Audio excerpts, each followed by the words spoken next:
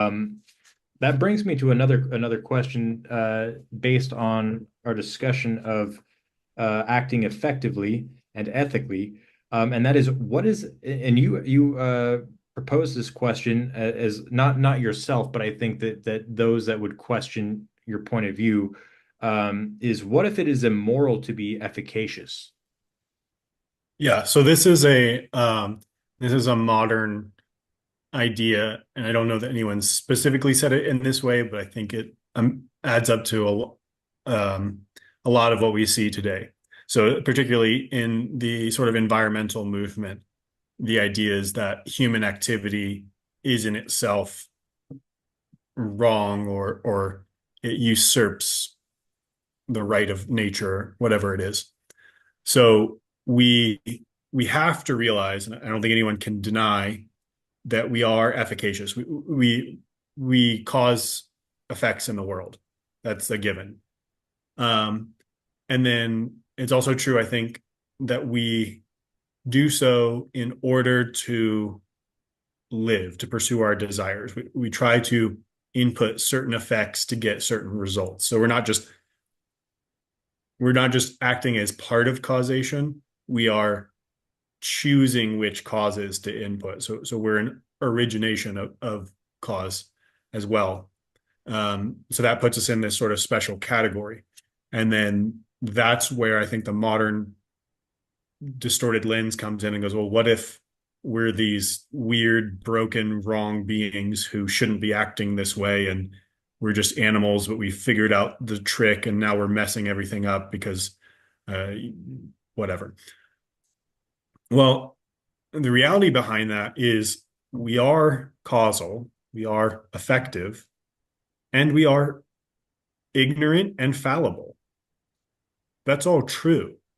We and that's dangerous because if you're effective, if you have the ability to input effects, including some relatively powerful effects like we do, then and you're ignorant, which we are, and you're fallible, which we are, then you are going to be engaging in causation in a less than optimal way. So that's going to have serious negative ramifications. That's all just true and a given, and we share those points up to this point. And that's sort of where that modern conception builds off. Like, well, maybe it's all just bad, and we shouldn't be doing this at all, and we shouldn't even exist at all. Back to the sort of antinatalist point and nihilist point. Well, the issue comes up here in that we have we have decided that we're effective. Okay? So then the question really is, can we ever act towards the good? Can we ever act for good? Are we effective? We are effective. Can we be effective towards the good? And this is a really revealing question because uh, I am not saying, and you shouldn't be asking, whether there's sort of a binary choice of either humans are all good all the time or all bad all the time. The question that I'm posing is there any reality, any hope that humans could work alongside the good for whatever amount of time, could do some good action? Is there some amount of goodness and or redemption present in human nature? Or is it absolutely the case that humans have no ability to work towards the good? And the scary thing is, a lot of people are choosing the latter option and have this hypothesis that we're just evil beings. Like what a ridiculous view that you have all the options of like, sure, human beings could be horrible and we're doing everything terribly and all that, but we still could believe, as long as we still believe there's a potential for goodness within humans, that's fine. We can work with that. But if you have this dogmatic belief that human action is just inherently evil, then that's that's a problem. And it's a problem for yourself because then again it's the same thing as fundamental meaningless. Like, why are you talking to me then? Because even if you convinced me that you were right and humans were evil, the only thing that could come out of that action is evil by your own definition. So everybody really, in reality, believes that there's an ability for humans to at least reform themselves so that they are being less bad.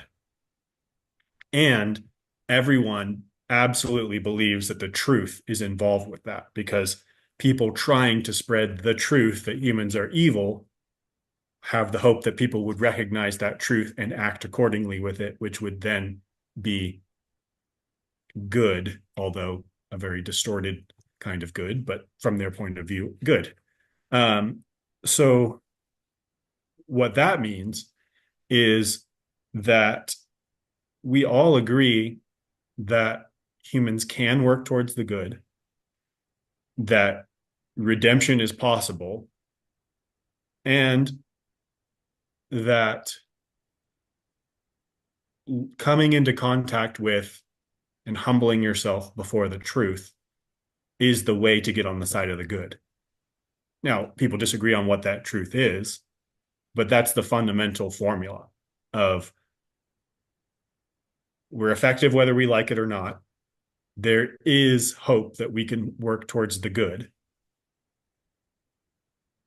We are mostly not working towards the good, or at least partially not working towards the good. Therefore, we need to see that, see what the good is, and turn around and act in accordance with the good.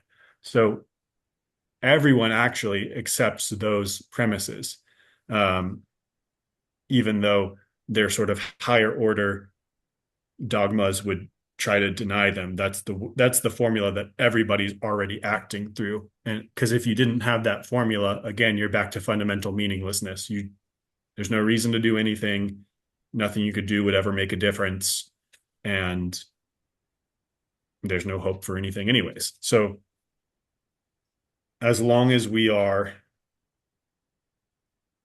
aware of that and going to be consistent with it, then we're on that track of truth that I think is well modeled within the Christian tradition of, yes, we're screwing things up. Yes, we're ignorant, but we do things and they have significant effects. And so we need to come to terms with that. We need to come to terms that we've messed things up.